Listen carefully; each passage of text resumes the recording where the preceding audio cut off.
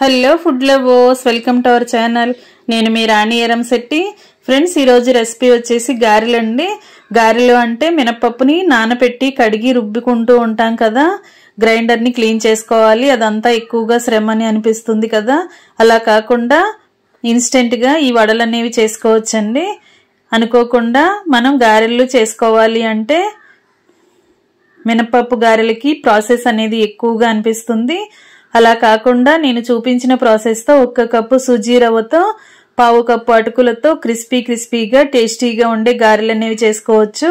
మినపప్పు గారెల కన్నా కూడా చాలా టేస్టీగా అనిపిస్తాయి. ఆ ప్రాసెస్ అంతా చూద్దాం. వీడియోని ఫస్ట్ నుంచి లాస్ట్ వరకు చూడండి. ఇంకా ప్రాసెస్లోకి వెళ్ళిపోదాం. ముందుగా 1 కప్పు నిండా సూజీ రవ్వ తీసుకోండి. ఉప్మా చేసుకుంటూ ఉంటాం కదా, ఆ రవ్వను తీసుకుని ఇలా మిక్సింగ్ బౌల్లోకి వేసుకోండి. ఇలా ఒక గిన్నెలోకి వేసుకోండి. మనం ఏ కప్పుతో రవ్వను కొలిచి తీసుకున్నామో అదే కప్పుతో 1/2 కప్పు అటుకులు తీసుకోండి.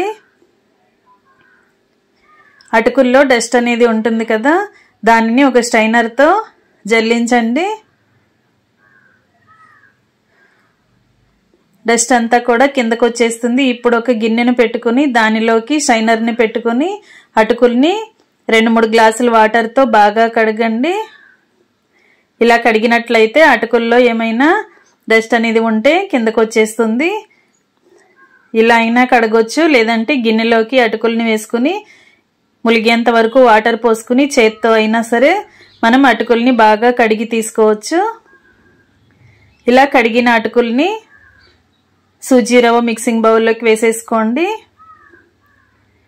రవ్వ అటుకులు వేసుకున్నాం కదా, ఇప్పుడు 1/2 కప్పు పెరుగు వేసుకోండి. చిక్కటి పెరుగు, మజ్జిగతో అయినా చేసుకోవచ్చండి. పెరుగు అయితే గారెలకు టేస్ట్ అనేది ఎక్కువగా యాడ్ అవుతుంది. ఇప్పుడు 1 కప్పు వాటర్ పోసుకోండి. వాటర్ని మాత్రం చూసుకుంటూ పోసుకోండి. బ్యాటర్ అనేది లూజ్గా వచ్చిందంటే గారెలు పర్ఫెక్ట్గా రావు, షేప్ అనేది పర్ఫెక్ట్గా రాదు. కొంచెంగా చూసుకుంటూ పోసుకోండి. నేను తీసుకున్న రవ్వ అటుకులు క్వాంటిటీకి 1/2 కప్పు పెరుగు, 1 కప్పు వాటర్ సరిపోయాయండి.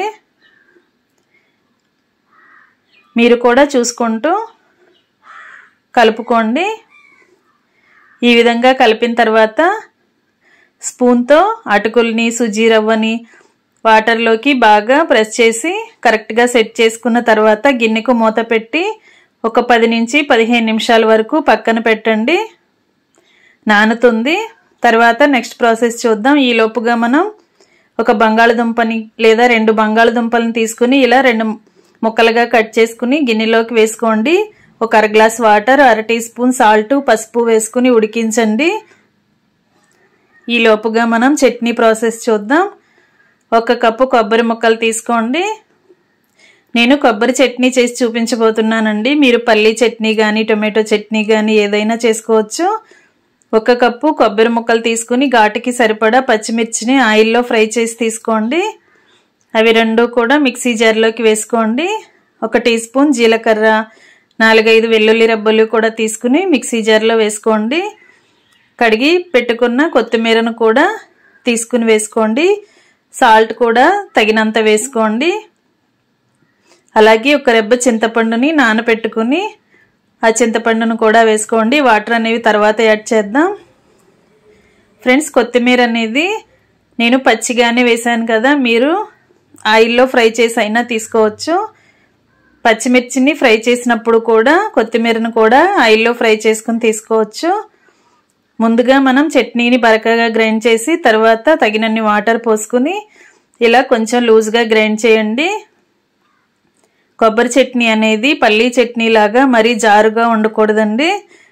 ఇలా కొంచెం గట్టిగానే ఉంటే చట్నీకి టేస్ట్ అనేది బాగుంటుంది. చట్నీ ప్రిపేర్ చేసుకుని గిన్నెలోకి పెట్టుకున్నాం కదా, ఇప్పుడు పోపు కూడా రెడీ చేసుకుని చట్నీలో కలుపుకోండి.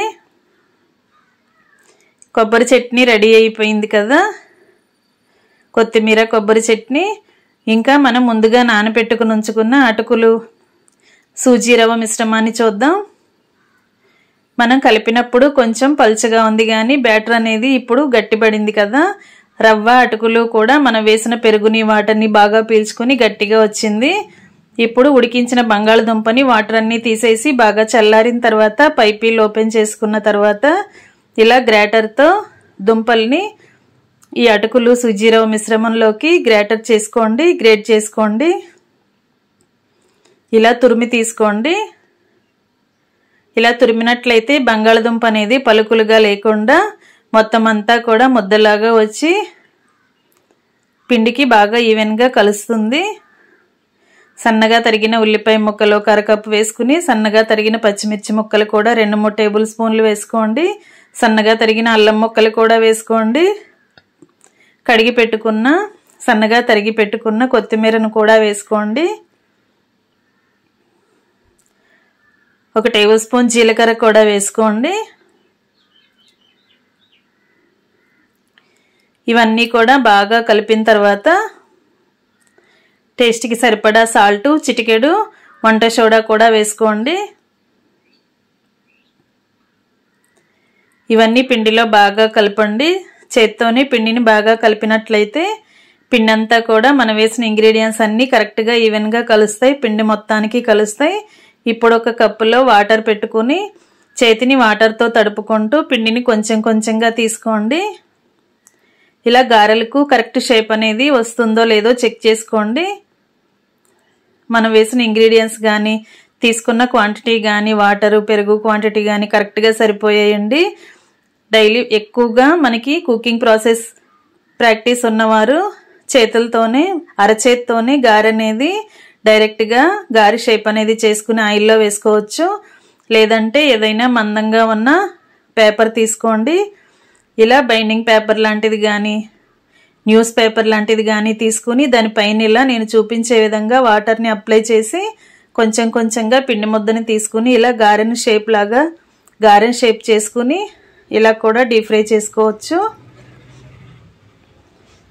లేదంటే టీ షైనర్తో కూడా షైనర్ని బోర్లించి కూడా గారె షేప్ అనేది చేసుకోవచ్చండి.